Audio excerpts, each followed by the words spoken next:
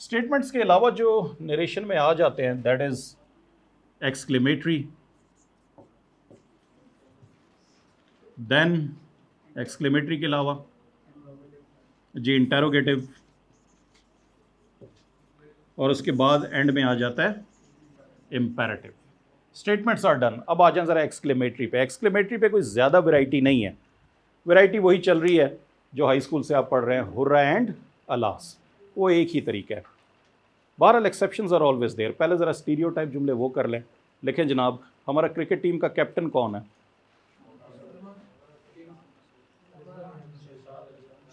ये कमाल है, आपको यही नहीं पता है? यही फैसला नहीं हो सका है क्रिकेट टीम। चलो जो फिलहाल वही लिख लें, मोहम्मद रिजवान ही लिख लें। लेकिन जनाब, Rizwan said comma inverted commas, Rizwan said comma inverted commas,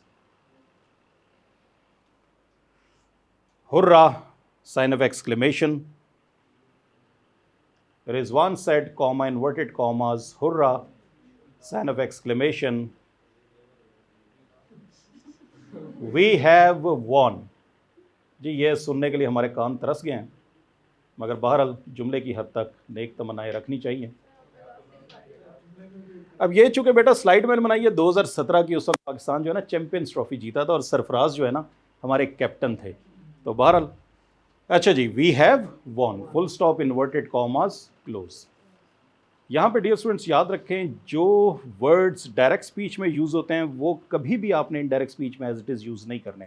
indirect speech में आप सिर्फ थीम जो है उसको बयान करते हैं, वो जज्बात जो हैं उसकी अक्कासी होती है। तो हुर्रा जो है किन जज्बात की अक्कासी है?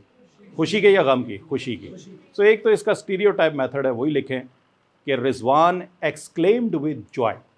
स्टीरियोटाइप मेथड वो जो सदियों से चल रहा है।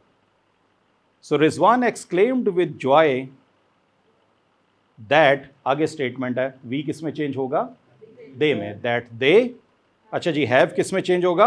हैड में। That they had won, that they had won, full stop. ये डायरेक्ट स्पीच को आपने इनडायरेक्ट में तब्दील किया है। अलास मुझे बताने की जरूरत नहीं, अलास किन जज्बात का इजहार है?